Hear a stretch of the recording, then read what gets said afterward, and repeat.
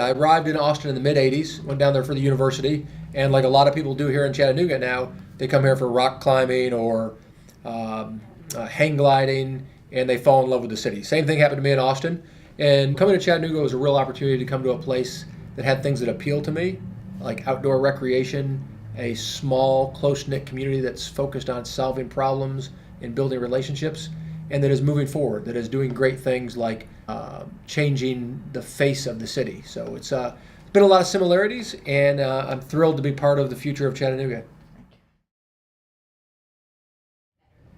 Good barbecue. Nobody makes beef barbecue here, and it's really tragic and horrifying that you cannot cook a cow properly in this area.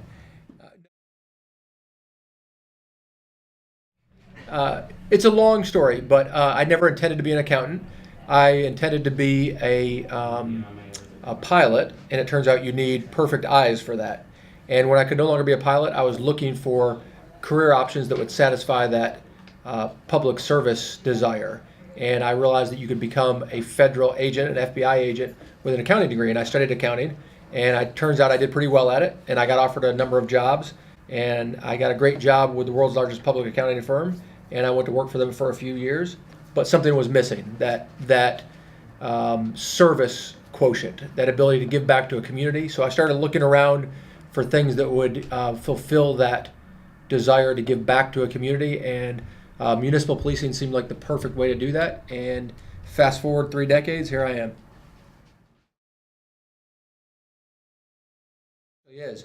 And we do have a number of them, and we have new ones coming on board all the time. For example, Chief of Staff Roddy, the number 2 guy here at the Chattanooga Police Department, has developed a concept he calls front porch lineups.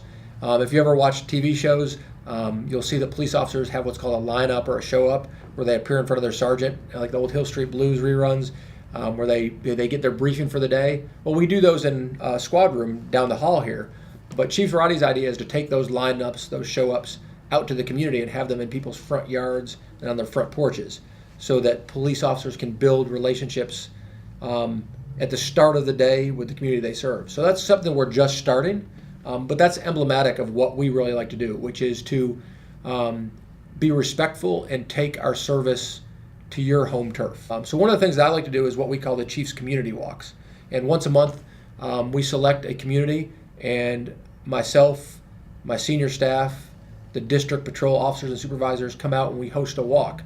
We go out and we walk the neighborhood, and we stop and talk to people who are on their porches or in their garages or driving home, people who might not normally come to a formal meeting, and we have the kind of conversations with them about the type of policing they would like to see, about the type of police officers they would like to have in their neighborhood, and we have them in a place where they're comfortable and where they're at home instead of in a third-party location. And we try to get neighbors to know each other, because one thing we find is that people feel most safe where they feel most comfortable, where they know each other, where they know their community. So we try to help build those relationships both between the police and the community and amongst the community themselves.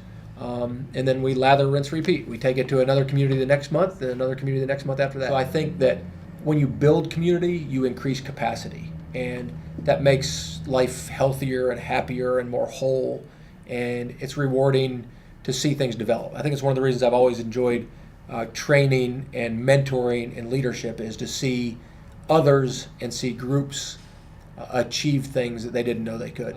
There's a great scene. I teach a leadership class, and there's a movie based on a book called We Were Soldiers Once and Young. It's a movie about, it's a story about Colonel Hal Moore, who started the first Air Cav, the first air mobile cavalry unit.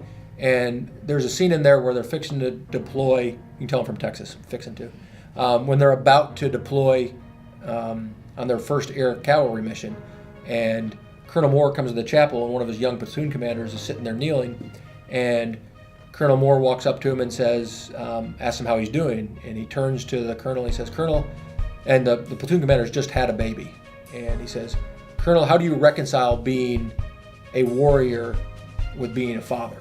And Colonel Moore turns to the platoon commander and says, well, I hope that being good at one would make me good at being the other.